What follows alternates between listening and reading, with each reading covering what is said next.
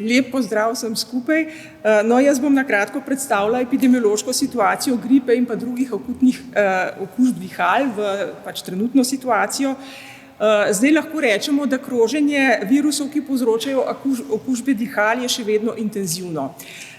In podatki epidemiološkega spremljanja gripe in drugih akutnih okužb dihal kažejo, da je gripa še vedno poglavitni povzročitelj akutnih okužb dihal, čeprav se kaže upad kroženja teh virusov. Postopno naraščajo okužbe z respiratornim sincicijskim virusom, ta RSV, in pa teh virusov je bilo letos zaenkrat zelo malo. Podatki spremljanja COVID in SARS-CoV-2 virusa tudi v odpadnih vodah kažejo izrazito zmanjšanje kroženja tega virusa že nekaj časa, tako iz tedna v teden pravzaprav upada.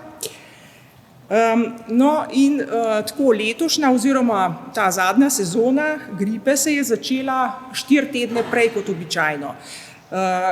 Glede na podatke spremljanja zgleda tudi, da je vrh že mimo, tako da smo že prešli. Je pa seveda težko napovedati, kaj bo v prihodnjih tednih. V letošnji sezoni se je proti gripi cepilo 166.000 oseb, kar je precej več kot lani, nekako 40.000 več okroglo. To je sicer tako nekako 8% v primerjavi s 6% v lanskem letu, v lanski sezoni. Med starejšimi je ta precepljenost 23%, kar je tudi več kot v prejšnjih sezonah.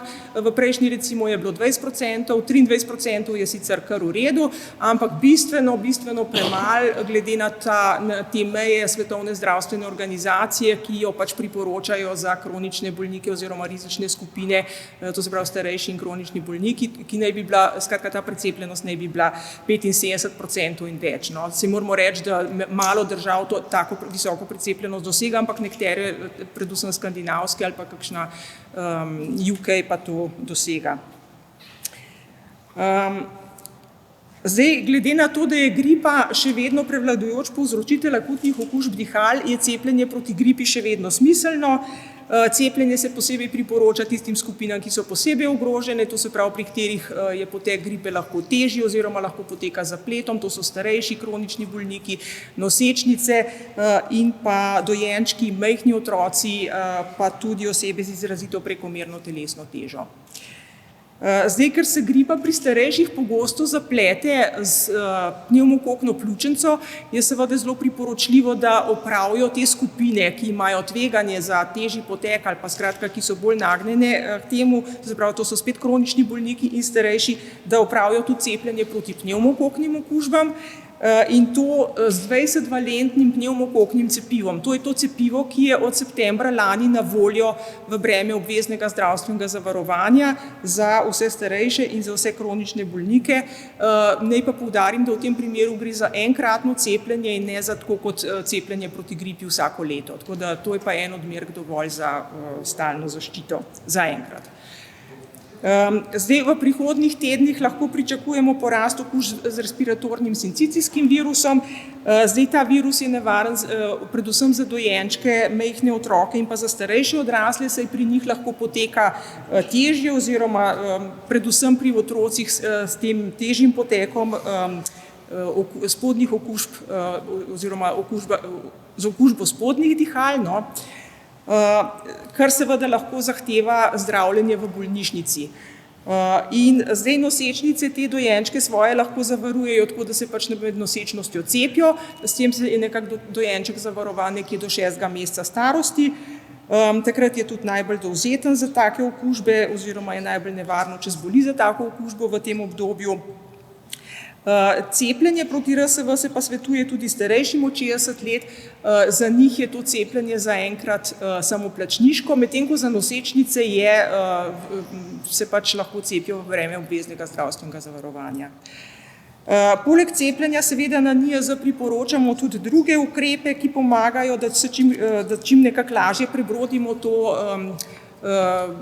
obdobje okužb dihal. In za krepitev odpornosti je seveda poleg cepljenja dobrodošlo tudi veliko gibanja na svežem zraku, tisto, kar zmeraj poudarjamo, no, seveda v primernih temperaturah, potem, da uživamo pestro raznovrstno hrano, veliko sadja, zelenjave, da zadosti spimo, potem, da se čim bolj izogibamo zaprtim prostorom, kjer je veliko ljudi, seveda se tudi sicer izogibamo tesnim stikom z ljudmi, ki imajo prehladne znake oziroma znake obolenja dihal. Zdaj, pomembno je tudi, da ko smo bolni, da smo doma, da ostanemo doma, da ne širimo bolezni na druge in ob tem skrbimo za redno prezračevanje prostorov, za higieno kašlja, kihanja in pa za higieno rok. Zdaj, prej sem omenila te glavne povzročitelje, no, med drugimi povzročitelji akutnih okužb dihal zdaj prevladujejo rinovirusi, drugih povzročiteljev je bistveno manj, to so predvsem sezonski koronavirusi, virusi parainfluence, adenovirusi in podobno. Zdaj, mogoče, če strnem v enem stavku, no, gripa je v upadanju, COVID pravzaprav je že zabeležen znaten upad, medtem ko postopno naraščajo okužbe s respiratornim sincitijskim virusom. Katera različica kroži? Česa? Zdaj, gripe. Še vedno to se pravi virus gripe A H3N2, podskupina K. Ja, to je ta nova. Tako, ja. A pa je cepljenje kljub temu potem smiselno, ker ljudje pač imajo ampak te raziskave, ki so bile narejene, zdaj sicer tekom sezone, ne, tako da jih moramo malo z rezervo vzeti, ampak te, ki so bile narejene tekom sezone, so pokazale kar zadovoljivo uspešnost cepljenja, kljub temu, da se ta virus nekoliko razlikuje. Bi lahko še enkrat, torej, gripa upada, ostala respiratorna pa se povečujejo, to drži? Ne, respiratorni sincicijski virus je zdaj začel počasi naraščati, no, smo ga do zdaj imeli zelo malo, no, kar je mogoče malo neobičajno, COVID je pa že nekaj časa v upadanju. Gripa pa tudi upada. Gripa pa tudi zgleda, da smo že prešli vrh, ja. Kako pa med otroško populacijo, recimo, enako zasledujete? Ja, tudi pediatri, no, zdaj s tistimi, ki sem govorila, so rekli, da pri otrocih manj gripe zdaj opažajo in kar nekaj tega respiratornega sincitijskega virusa, no. Da starši pridejo že s temi testi, ki jih kupijo v lekarni, že testirajo otroke in da povejo, da recimo, da so okuženi z RS-om. Ampak čisto možno je, da še gripa spet narašča. Ne vemo, težko je reči, ne, pravzaprav ponavadi se konec sezone pol pojavi virus gripe B, ki ga letos pravzaprav še sploh ni kaj dosti bilo naokrog, tako da lahko bi imeli še kakšen manjši vrh, ja. No, ampak zdaj smo še zelo, ne, se pravim, virus še kar precej padla.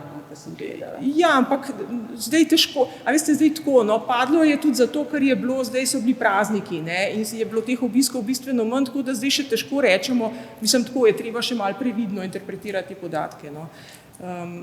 Ampak tako nekako zgleda, kot da smo prešli vrh, kar je zelo zgodaj, ne. Kaj pa te okoliške države, Podobno, ja, podobno. Sicer zdajle ECDC bo dal poročilo ven v petek šele, no, ker so imeli tudi zdaj so imeli še tista poročila od teh prazničnih, ne, tako da bomo videli, no, ampak jaz mislim, ker v tistem zadnjem je bilo tako, oni so še rekli o zelo intenzivnem širjenju v zadnjem tednu, ne, ampak tako, no, pri nas je zdaj videti ta upad pri gripi. Slišati je za takšne posamične primere, ki so pri sicer zdravih ljudeh, da se jim je kar močno zakomplicirala gripa. Ja, sej, mislim, Imate podatke iz bolnišnic? Zdaj, tudi ta hospitalizacija zaradi teh resnih okužb dihal je nekoliko padla, no, mislim, ni več tistih zelo visokih številk, ampak ja, vsako leto imamo tudi kakšne take primere, ko pravite, zdravi, mladi, ne, tudi lahko imajo težek potek včasih, ampak to je tako, no, to ni tako zelo pogosto, no. Ni to vezano zdaj na to A? Ja, nekaj sigurno tudi, ne, mislim, ta nov podtip, ne, ki se je pojavil, na to pač nismo imuni, ker je drugačen, kot so bili, ne. Tako da... Kako drugačen pa je v bistvu? Ja, glejte, to pa ne znam reči, to bi mogel kakšen virolog povedati, no, ampak... Ja, pravijo, da se kar razlikuje, no. Čeprav, mislim, tako, no, kot sem prej rekla, ne, kar se pa tiče cepljenja, pa zaenkrat, a veste, učinkovitost cepljenja proti gripi je tako, sej vemo, ne, tam nekje 50% pri zdravi populaciji, ne, tako da, ampak predvsem pa preprečimo tiste težke poteke. Ne? In to očitno učinkovito ali pa zadovoljivo učinkovito je bilo pokazano v tej sezoni tudi pri tej krožeči različici. No. Cepiva pa še dovolj. Zdaj tako, cepiva pravzaprav smo letos razdelili bistveno več kot lani. Zdaj NIJZ v glavnem je razdelil, ali pa tako, no, večinoma tistega, kar smo imeli, smo razdelili, medtem ko je še kar nekaj tega cepiva na cepilnih mestih. No, tako da, glede na številke, ne, 190 tisoč odmerkov je bilo skoraj razdeljenih, no, tam koliko 166 tisoč, sem rekla, je bilo pa cepljenih. Ne. Tako da, ja. Ravno taki primeri sicer zdravih ljudi s težkim pretekom pa nataljujejo na to, da v bistvu cepljenje gotovo se svetuje vsem. Ja, mislim, pa res to je tako neproblematično cepljenje, no, mislim, in je res, mislim, že zato, da ne vem, da ne izostanemo iz službe, da ne prenašamo recimo tega, ne vem, v svoji družini, da ne, mislim. Koliko je inkubacijska doba, da ti vem, da si zbolel? Mislim, ne, od tega, ko dobiš virus, pa da zboliš. No, nekaj dni, no, ampak jaz mislim, da me boste vprašali, koliko časa traja, da se zaščitimo po cepljenju, ne, ker tudi po cepljenju traja kar nekaj časa, da se vzpostavi zaščita, ne, tako da, sigurno je smiselno čim prej opraviti cepljenje, če že, ne, je pa res, da zdaj čisto točno pa ne vemo, kaj, ne, ali zdaj res bo šla gripa tako dol, ne, ker je še zgodaj, v resnici je še zgodaj, ne, ponavadi je bila gripa zdajle šele v porastu, pa je bilo tam nekje konec januarja šele vrh res. Inkubacijska doba je pa? Nekaj dni, ja.